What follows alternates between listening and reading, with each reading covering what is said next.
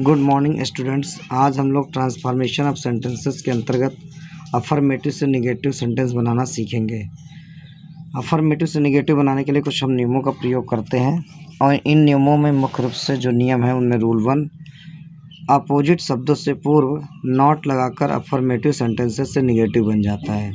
कहने का मतलब है कि वाक्य में आए हुए एग्जेक्टिव को यदि हम अपोजिट में कन्वर्ट कर दें और उससे पहले नॉट लगा दें तो सेंटेंस नेगेटिव बन जाएगा और उसका अर्थ चेंज नहीं होगा। फॉर एग्जांपल हम लोग देखते हैं, Sita is a beautiful girl. Sita एक सुंदर लड़की है।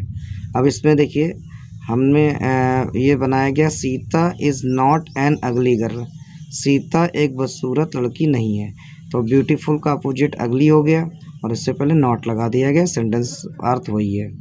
इसी तरह हम लोग दूसरा एग्जांपल देते हैं, I was doubtful whether he went there. मुझे संदेह था कि वो वहाँ गया।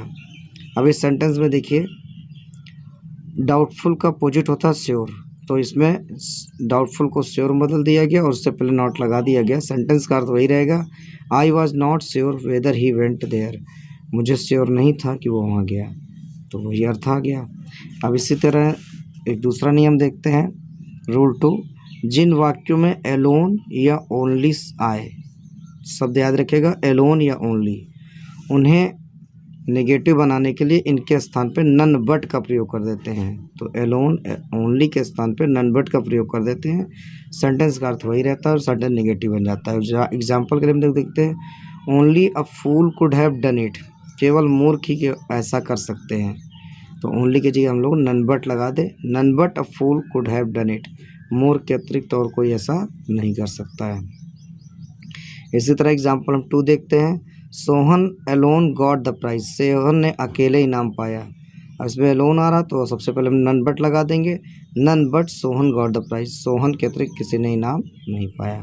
तो एलोन या ओनली शब्द है तो उस जगह पर नन बट का प्रयोग करते हैं।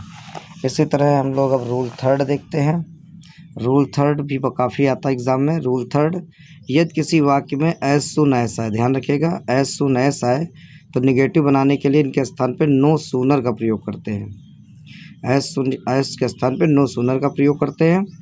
आगे वाले सेंटेंस, उसके बाद जो सेंटेंस आएगा उसकी इंट्रोगेटिव बना देते हैं और इसी सेंटेंस में आपको कॉमा मिलेगा। कॉमा के स्थान पर हम लोग देन का प्रयोग करते हैं। कॉमा के स्थान पर देन का प्रयोग करते हैं। एग्जाम्पल देखते हैं, as soon as I saw the tiger I ran away. ज्यों ही मैंने टाइगर को देखा मैं भाग गया। अब इस सेंटेंस में देखिए कि एज सुन एस के स्थान पर नो सूनर लगा दिया गया है। आई सा द टाइगर, ये सेंटेंस इंट्रोगेटिव बना दिया गया, तो सेकंड फॉर्म है तो इसमें did I see the tiger हो जाएगा और ये कॉमा जो आज आ रहा है उसके स्थान पर देन का प्रयोग कर देंगे और सेंटेंस वही पूरा लिख दिया जाएगा। तो ऐसे हो जाएगा, no sooner did I see the tiger, मैंने टाइगर को देखा भी नहीं, देन आई रैन अवे, कि मैं भाग गया। तो इस तरह ये सेंटेंस को भी ध्यान रखिएगा, इसका ऐसे ही बनेगा, एज सुन एस के पर नो सूनर और आगे वाला सेंटेंस इंट्रोगेटिव बना दिया जाएगा और उसके बाद कॉमा के स्थान पर देन का प्रयोग कर देते हैं।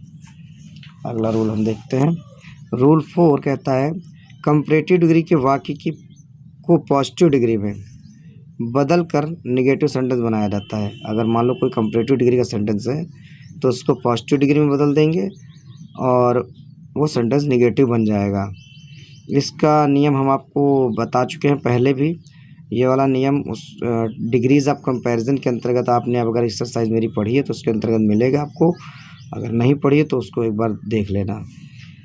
एग्जाम्पल देखिए, Ram is visor then Mohan. Ram Mohan से ज़्यादा बुद्धिमान है।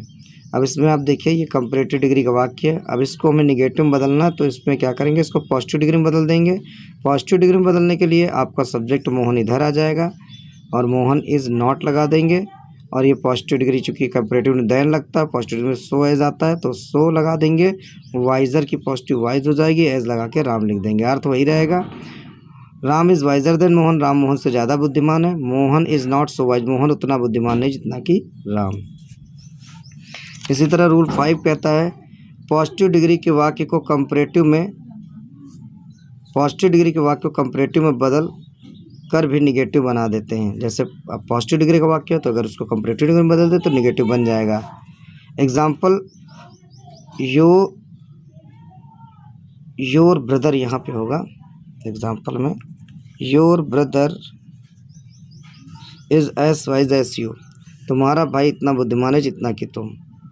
तो अब देखिए ये पॉजिटिव डिग्री का वाक्य, इसको नेगेटिव बनाना तो कंप्लेटिव, तो यू आर नॉट वाइज की वाइजर हो जाएगी देन योर ब्रदर, तुम उतने बुद्धिमान नहीं हो जितना कि तुम्हारा भाई।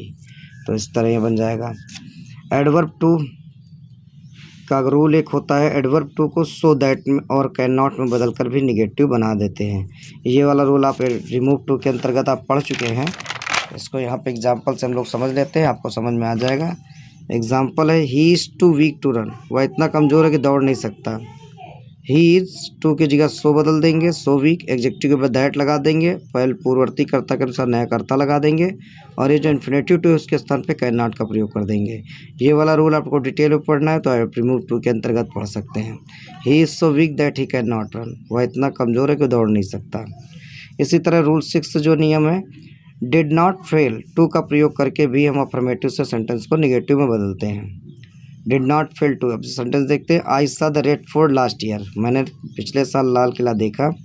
अब सा यहाँ सेकंड फॉर्म है तो हम लोग इस पर डिड नॉट फेल